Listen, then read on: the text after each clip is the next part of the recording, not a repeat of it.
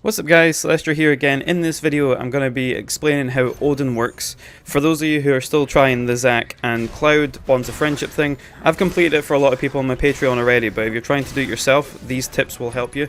Because Odin is a proper menace in this, and as you know, he's the last boss. So if you don't know how he works, you're probably going to get killed every time you do it. So the first one I'm going to show you is how he gets Zantetsuken, and the next one I'm going to show you is how I can beat him easily with Cloud by himself. So one of the things I've noticed with Odin is even if he isn't hitting you, he can actually build Zantetsuken. So he builds Galahorn's Warning, even if you're just dodging around the playing field. So I actually tested this a few times, just dodging around and not getting hit by anything. And then I tested it being hit. Obviously if you get hit, it's going to charge it faster, but he can still get it without even hitting you. So what you want to do is, you need to make sure you pressure him, and then do as much damage as possible.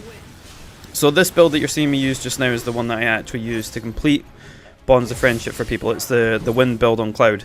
And here I'm just kind of waiting to see what he does. This isn't the way I would normally play it, by doing the Bonds of Friendship. I'm actually going to upload a video of like a clean playthrough so you guys can actually see how I do that. But most of the time you can just counter a lot of his moves and it'll pressure him as well. If you block, you're going to take a lot of damage. If you get hit, he's going to build it really fast. But there's a lot of moves that you want to watch out for. For example, this Full Moon Assault. There's also Helm Cleaver. I believe there's also one more. They all put these little bands on your arms, which allow him to use reprisal. So every time you go to use some sort of ATB move, he will hit you. Most of the time, if you're using level 3 magic, he won't actually be able to take you out of it. So that's one thing to protect yourself, but he can actually hit you out of it sometimes. It's not always 100% guaranteed, because I've been hit out of level 3 magic a few times. So Full Moon Assault will also put the bands on you. So you want to make sure, basically every sort of purpley pink attack will put those bands on your arms. And this split thing that he just did, if you're killing him fast enough, he can do this twice in a row, but it's always the right side of the arena that is the safe part. And we're going by the right side of the arena as in the right side from when you first start the fight. So keep your eye on that side, because as soon as he jumps, you'll know that's when he's actually going to do it. That's another move. So Illusionary Blade is also another move that can apply the reprisal wristband things that he has. So he has now blown Galahorn's Warning, and this means that he's on his way to Zantetsuken. So the more he hits you, the more he's going to build it. But the funny thing is, I'm doing a lot of damage to him here and not getting hit, and he still actually gets Zantetsuken. So he's obviously hitting me here, but I'm counter-attacking, and even using Eroga and doing a crazy amount of damage, it doesn't stagger him. So in the next video you'll actually see me kill him, and he won't actually get Zantetsuken. But this is just a test, just so you guys can kind of see how it works. So now he's got it, so you're literally screwed here if you're playing Zac and Cloud, because Zac doesn't have re-raise. If you want, you can put re-raise on Cloud when you're doing it, but I wouldn't recommend it because the wind build is pretty specific. So the way I've done it now, it's very tuned, like very fine-tuned to how it works. So yeah, Cloud's dead now. But now I'll move on to the next one, you guys can kind of see how it actually works properly. Right, so here we are again.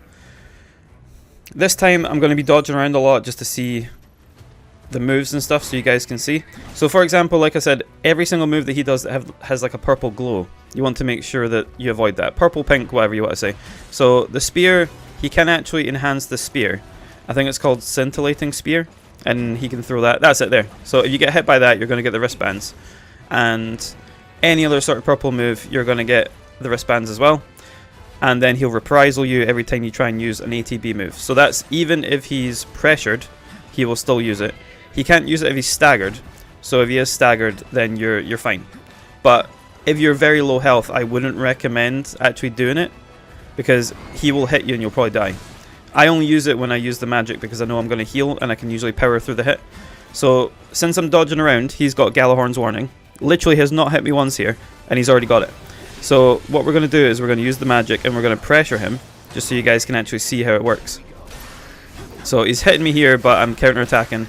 So we're kind of 1 for 1 at the moment. Back up.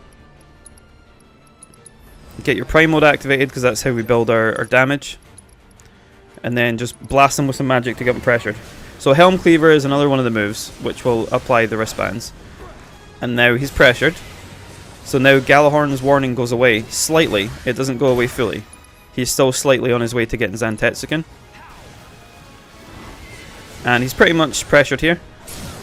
This is how I do it in the Zack playthrough as well.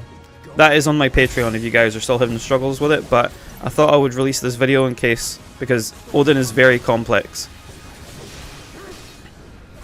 I don't even think I have the Genji gloves on here, because I'm only doing 9999 damage. No, I don't. Oh well. You would be doing a lot more damage to him here if you had the Genji gloves on, but this is to show you that you can actually do it with just Cloud. So, as we said, right side of the arena is the safe part. And if he uses the temporal imprisonment, you need to make sure you have your limit at that point, because if you don't, you're pretty much screwed. Unless you do what I do, which I normally do now in the playthrough. I make sure if he's at less than half health that I stay on Zack. That's only if you don't have your limit though. If you have your limit, you're fine. So Leaping Cleave also puts it on you. As you can see, I've got the little wristband things on me here. There's so many moves that Odin does that apply this effect. But anything that's purple or pink, just make sure you either avoid it or you know you can damage him afterwards. Or you can make yourself safe. Because he does a lot of damage with Reprisal. But the main moves to watch out for are Shimmer and Blade, because you can't block that or parry it. The Temporal Imprisonment, make sure you have limit. Any of the purple moves, because they'll do this to you. And you'll see me actually get hit when I do this. So he's done Sleipnir's Furor. So we can just keep blocking or parrying. And we're going to use a Roga. He hits me out of it here. So that doesn't usually happen. That's one of the first times I've actually seen him do that. So usually you would just power through and hit him with the move. But for some reason he hit me out of there. It might be because he's on full strength here and he's maybe not on full strength when you do him in the VR mode with Zack. But he's quite low health, so he's probably getting close to doing Temporal Imprisonment. But here I'm not going to attack him just so I can show you guys how it works. Because he, like I said, he's very complex. He has a bunch of moves, he has loads of different abilities he can do. He can freeze you when you're trying to like kill him. So here we go. So you wait until he puts the sword down, and then you use limit. And there we go. So you've powered through that and he can't actually imprison you. For example, if Zack's dead when you're doing this with Cloud and Zack, if Zack's dead and you don't have limit break with Cloud, you're kind of screwed. Because he will target Cloud and you'll just get frozen. So Grim Executioner, that's also one that puts the wristbands on you. Like I said, there's loads. Shimmer and Blade, just always make sure to avoid that. And even though he did Galahorn's warning earlier, he doesn't actually have it now. Wolf Hunter is also another one that applies it. So I think there's like 4 or 5 moves that apply that effect to you. So there's Wolf Hunter, Scintillating Spear, Full Moon Assault, I believe there's another one. Helm Cleaver, and then potentially one more. But just watch out for anyone that has like a purpley pink outline. Allfather's Fury is just an attack, that won't do anything to you, but as you see I'm pretty hurt here. So I just use this just to save myself. And since the wristbands are now gone, I can heal myself with Aero Magic. And kill Odin at the same time. There we go. So Odin is a very complex character, but hopefully this guide has kind of helped you guys a little bit. Like I said, watch out for any move that's sort of like a purpley pink move. Keep your eye on the right side of the arena, because that's where the safe side will be. No matter how many times he does the spatial distortion, right side is always the safe side. Make sure you have your limit break, or when you're playing as Zack and Cloud, if Zack is alive, make sure you're on Zack if Odin is less than half health, because he will temporal imprison at that point. Because if you have your limit, you're safe, but if you don't, then you're kind of screwed. And yeah, just basically kind of do what you saw there. If you guys are still having trouble, like I said, I've got a Patreon, and I've already helped about 40 people do this on Zack and Cloud's Bonds of Friendship thing already. If you're interested in that, there is a Patreon video. I will link the Patreon below here as well, just in case you guys need it. Because I know a lot of people are still struggling with this, and I can run through it pretty quick now. But like I said, comment, share, subscribe. thank you for watching the video, guys. Thank you for all the support. I'll see the Patreon at the end, and you guys can kind of see the supporters and stuff.